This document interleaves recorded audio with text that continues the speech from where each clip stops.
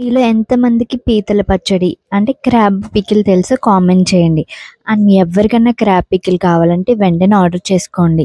ఎందుకంటే ఇంత టేస్టీ అయిన పికిల్ మీరు మిస్ అయిపోతారు. మీరైతే ఖచ్చితంగా ఈ క్రాబ్ పికిల్ అనేది టేస్ట్ చేయాల్సిందే. ఎందుకంటే నిజంగా నేను కూడా ఎప్పుడో తిన్నాను చాలా రోజుల క్రితం. మళ్ళీ ఇప్పుడు ఫస్ట్ టైం ఇన్ని రోజుల తర్వాత తినేసరికి టేస్ట్ అయితే నెక్స్ట్ లెవెల్ ఉంది. లోపల గుంజుకు కూడా చాలా బాగా అనేది సో ట్యాంగీనెస్ కానీ సాల్ట్ కానీ ఆ కారం కానీ బాగా పట్టి ముక్క చాలా టేస్టీగా ఉంది.